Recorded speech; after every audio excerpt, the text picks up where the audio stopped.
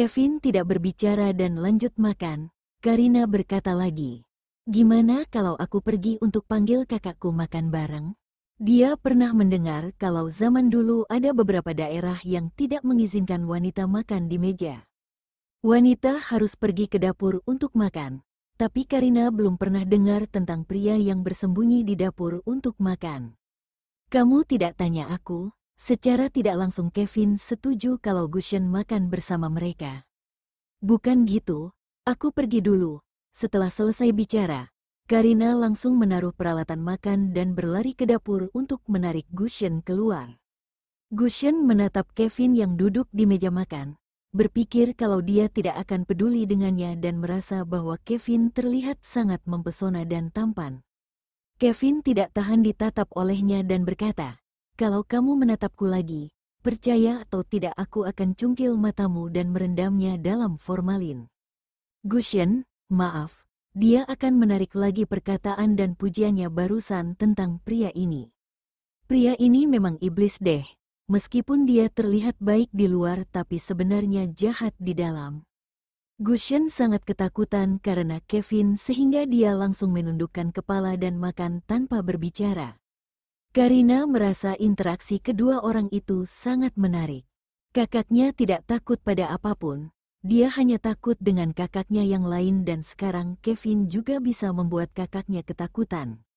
Setelah makan siang, Gushen secara sukarela mencuci piring. Dia sudah hidup cukup lama tapi sebelumnya tidak pernah mencuci piring sampai akhirnya datang ke rumah Karina. Karena takut Kevin akan menemuinya untuk menyelesaikan masalah, jadi Gushen sengaja berlama-lama di dapur dan terkadang mengintip keluar dapur untuk mengamati situasi di ruang tamu. Ketika tidak lagi melihat Kevin di ruang tamu, dia buru-buru membereskan piring dan menyelinap kembali ke kamar. Begitu Cecilia masuk ke dalam rumah Maxi, dia bertanya, "Maxi, tadi pagi kamu pergi menemui Karina?" Sebelumnya dia diam-diam menginstal aplikasi GPS yang disembunyikan di ponsel Maxi dan setiap saat bisa melihat di mana Maxi berada. Dan dia sebelumnya juga pernah mendengar dari Maxi di mana tempat tinggal Karina. Saat makan siang, Cecilia mengecek keberadaan Maxi dan melihat kalau Maxi sepertinya pergi menemui Karina. Dia tidak pernah menyangka kalau Karina adalah adik perempuan dari artis terkenal bernama Gushen River. Cecilia teringat apa yang terjadi kemarin. Itu tidak hanya merusak reputasi Karina tapi juga membuatnya jadi populer sehingga Cecilia jadi sangat marah. Mendengar ini Maxi sedikit mengernyit, seolah dia kesal karena Cecilia tahu kemana dia pergi. Tetapi setelah merenung selama beberapa detik, dia mengaku dengan jujur, "Ya benar." "Kenapa kamu pergi menemuinya?" Cecilia langsung bertanya dengan marah saat mendengarnya mengaku. Karina adalah komikus dari klub Genesis. Meskipun saat ini Dai tidak punya editor, tapi sebagai pimpinan redaksi dari perusahaan kita, setidaknya aku harus menunjukkan rasa kasihanku atas situasinya sehingga tidak terkena masalah, kata Maxi. "Bener kayak gitu?" tanya Cecilia yang sepertinya percaya dengan kata-kata Maxi. Bahkan dia sempat berpikir kalau Maxi bertemu Karina karena tahu wanita itu adalah adik dari artis populer. Jika tidak, kenapa sebelumnya dia tidak menunjukkan rasa prihatinnya pada Karina? "Benar dong, memangnya kalau tidak gitu, menurutmu apa alasannya?" Maxi menariknya untuk duduk di pangkuan dan berkata, "Aku juga merasa beruntung karena hari ini pergi ke rumah Karina." "Kenapa?" Cecilia merasa ada yang tidak beres dan bertanya dengan suara tegang.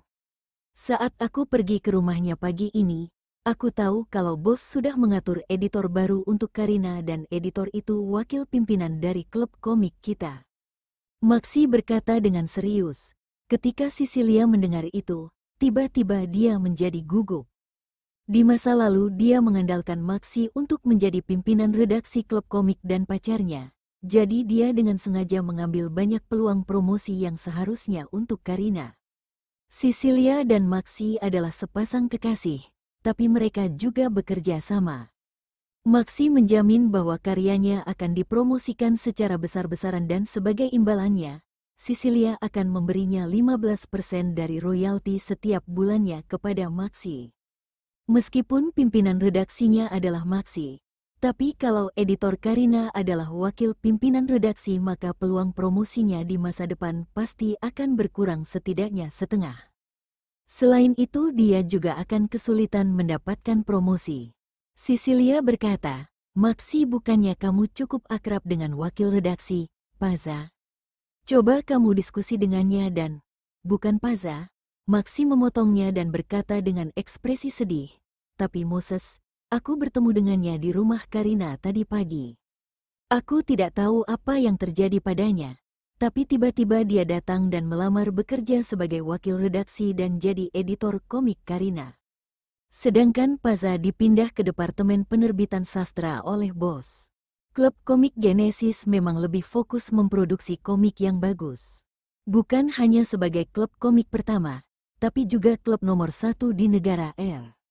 Pada saat yang sama, klub Genesis juga menerbitkan majalah dan novel. Itu dia, Sisilia sedikit terkejut. Sisilia pernah mendengar tentang Moses, tetapi dia tidak menyangka kalau dia akan menjadi editor yang bertanggung jawab atas Karina. Ya, editor Karina itu Moses, Maxi menjelaskan. Kedepannya Karina pasti akan mengambil banyak promosi dan kegiatan, tapi aku akan coba yang terbaik untuk membantumu. Kalau dilihat dari situasi ketika dia pergi menemui Karina pagi ini, selain pacar Karina dan Moses, dia tahu betul kalau tidak punya cara untuk bersaing dengan kedua pria itu dan peluangnya untuk mendapatkan Karina sangat kecil. Untungnya dia masih memiliki Sisilia. Selama Maxi terus berusaha dan bekerja dengan baik dengan Sisilia, dia tidak perlu khawatir tentang uangnya di masa depan. Ya, terima kasih Maxi, kalau tidak ada kamu, aku tidak tahu harus ngapain. Kata Sisilia dengan suara manis dan lembut, lalu memeluknya. Tapi dalam hatinya berpikir bagaimana cara dia bisa mendekati editor Karina yaitu Moses.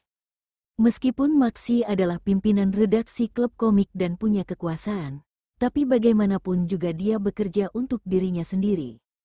Kalau dibandingkan dengan Moses, perbedaannya seperti langit dan bumi. Sisilia, bukannya biasanya kita mengucapkan terima kasih dengan cara lainnya? Kata Maxi dan mulai menyentuh tubuh Sisilia. Meski masih siang hari, tapi Sisilia tidak menolak permintaannya dan melayaninya. Saat ini dia masih punya banyak kesempatan untuk memanfaatkan Maxi dan tidak bisa berpaling. Bahkan meskipun kedepannya dia putus dengannya, Sisilia akan mencoba berdiskusi sehingga masih bisa jadi teman baik. Apalagi dia adalah wanita normal yang punya kebutuhan fisik. Tentu saja Sisilia dan Maxi sangat cocok dalam urusan ranjang. Bahkan ketika mereka sedang tidak lelah, mereka bisa melakukan itu sepanjang malam. Saat memikirkannya, Sisilia jadi bertanya-tanya dan penasaran kira-kira siapa yang lebih kuat di antara Maxi atau Moses. Tapi dia percaya kalau sebentar lagi dia akan segera tahu. Selama seharian Karina terus mengingat ketika Kevin kembali di siang hari.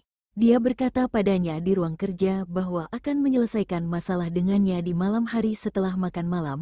Karina tidak pergi ke ruang kerja untuk menggambar tapi langsung kembali ke kamar, mengunci pintu dan menonton film dengan santai. Dan bersumpah dalam hati, apapun yang terjadi, aku tidak akan pernah buka pintu. Dia selesai menonton film saat sudah hampir jam 10 malam. Karina berencana untuk mandi terlebih dulu, lalu menonton film sebelum tidur yang dia anggap sebagai kombinasi antara kerja dan istirahat. Entah itu hanya kebetulan atau memang waktunya yang tepat. Saat Karina baru saja keluar dari kamar mandi, dia mendengar pintunya diketuk dan sejenak merasa gugup. Kemudian dia mendengar Gushen berkata, Karina, aku sudah merebus sup obat nih, buka pintunya. Sejak Kevin mengubah resep untuk memulihkan tubuhnya, Karina sudah tidak lagi menolak minum obat. Oh oke, bentar, Karina menjawab dan berjalan cepat untuk membuka pintu dan benar-benar lupa dengan sumpah sebelumnya bahwa tidak akan pernah membuka pintu. Ketika membuka pintu, dia melihat Kevin berdiri di depan pintu sambil memegang obat dan tidak melihat Gushen. Karina langsung berniat untuk menutup pintu, tapi Kevin tidak memberinya kesempatan sama sekali dan dengan cepat menahan pintu dengan kakinya. Saat melihat ini, Karina hanya bisa menutupi celah pintu dengan tubuhnya dan berusaha tersenyum kaku. Hai, ada apa? Halo, kamu kenapa kayak gini?" Kevin juga menjawab dengan sopan dan memberi salam, lalu bertanya sambil tersenyum. Karina mengangkat jarinya dan menunjuk ke arah kamar kakaknya. "Aku dengar kakak memanggil aku." Kevin berkata, "Dari tadi aku yang panggil kamu." Karina panik. Kamu bisa memalsukan suara, Him." Jawabnya sambil menirukan suara Gushen. Karina terkejut lalu memeluk pahanya dan bertanya, "Tuan, coba katakan apa yang tidak bisa kamu lakukan." Kevin tampan. Keterampilan medisnya sangat hebat. Jago masak, jago melakukan pekerjaan rumah tangga dan bahkan bisa memalsukan suara. Seperti kata pepatah, kalau bisa memanfaatkan bahkan maka kita bisa hidup dengan bakat itu. Tapi kalau mengandalkan wajah, kenapa tidak bersikap rendah hati karena pria benar-benar berbakat, sedangkan kakaknya hanya mengandalkan wajahnya untuk cari uang. Bakatnya yang sangat banyak ini benar-benar mengejutkan. "Aku tidak bisa melahirkan anak." Kevin masih berbicara dengan meniru suara Gushen.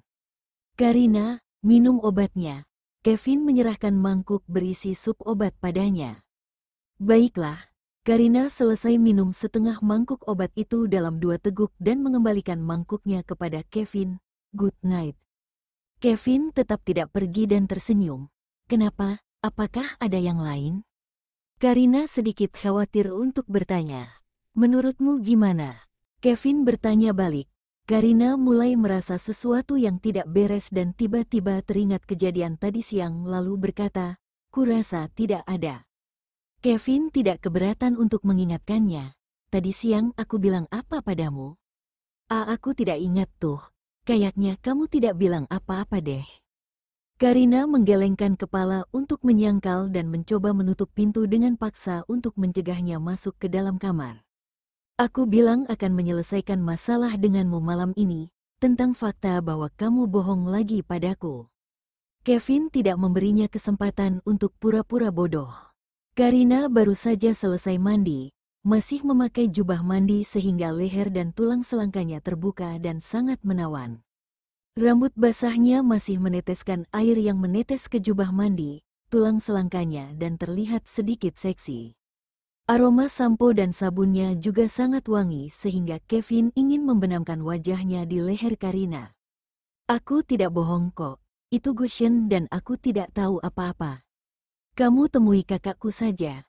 Karina terus berusaha untuk menutup pintu, tapi pria ini terlalu kuat dan seberapa keras dia mencoba, pintunya tetap tidak bergerak. Ada pepatah yang mengatakan kalau kakak beradik harus membayar hutang mereka. Kevin menahan pintu dengan telapak tangannya, mendorongnya ke depan dan dengan mudah membuka pintu itu. "Aku cuma pernah dengar tentang membayar hutang ayah," balas Karina. Kevin langsung masuk ke dalam kamar dan mengunci pintu. Seperti kata pepatah, kalau kakak laki-laki itu seperti ayah dan kalau kakaknya bersalah maka adiknya harus bertanggung jawab.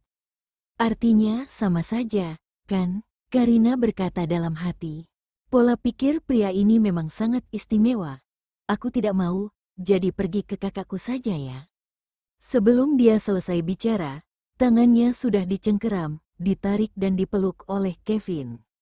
Bibir Kevin menempel di pipi Karina, terlihat seperti mencium wajahnya, lalu menarik napas dalam-dalam dan menghirup aroma dari tubuhnya.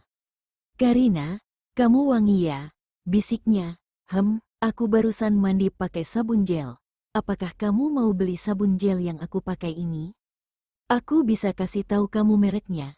Karina yang dipeluk olehnya sedang gugup dan bertanya sambil menahan napas. Kevin seperti tidak mendengarnya dan berkata, "Kamu sangat harum sampai aku tidak bisa menahan diri untuk tidak memakanmu." Karina pura-pura tidak mengerti dan mencoba mengubah topik. "Aku tidak menyangka kamu akan memakanku, memangnya kamu raksasa?" Saat melihat dia bertingkah bodoh, Kevin pun terkekeh. Gimana kalau aku bantu kamu belajar tentang pengetahuan biologis pria yang memakan wanita? Tidak, tidak perlu. Karina sangat ketakutan sehingga buru-buru berhenti pura-pura. Tiba-tiba aku sudah tahu caranya. Dia berpura-pura santai tapi sebenarnya sangat ketakutan. Aduh, terlalu menakutkan. Kevin berhenti menggodanya lalu mulai mencium bibirnya. Perlahan-lahan ciuman lembut itu berubah menjadi lumatan dan agresif. Sampai akhirnya Karina tidak bisa menolaknya lagi. Setelah beberapa saat, dengan enggan Kevin melepaskan ciumannya. Kevin seperti ingin mengatakan sesuatu, tapi dia menahan diri. Duduklah, aku akan bantu keringkan rambutmu, katanya pada Karina dengan suara rendah. Rona merah di pipi Karina belum hilang dan karena mereka baru saja berciuman dengan intim, jadi untuk sementara dia tidak tahu bagaimana cara menghadapi Kevin. Lalu Karina menolaknya. Tidak, tidak perlu, aku bisa sendiri kok. Biarkan aku keringkan rambutmu, atau kamu akan biarkan aku melakukan yang lain, Kevin bertanya dengan lembut dan berbisik, dia mengancam. Terus terang mengancamnya. Karina yang duduk di depan meja rias berkata padanya, tiba-tiba aku merasa dingin banget. Tolong bantu keringkan rambutku. Kevin segera menyalakan hair dryer, meskipun tidak terlalu terampil tapi dia melakukannya dengan sangat lembut. Kevin, kenapa tiba-tiba kamu mau mengeringkan rambutku? Karina bertanya, iseng saja sih, lagi pula aku lihat rambutmu masih basah. Jawabnya datar, sebelum aku berusia 18 tahun, kakakku selalu bantu aku mengeringkan rambut. Karina berkata untuk mengenang masa lalu. Setelah berusia 18 tahun, aku berpikir kalau sudah dewasa. Jadi aku tidak membiarkan mereka bantu mengeringkan rambutku lagi. Kakak-kakaknya sangat menyayanginya. Dia merasa bahwa punya beberapa kakak laki-laki seperti mereka itu membuatnya seperti punya pasangan yang dia bayangkan.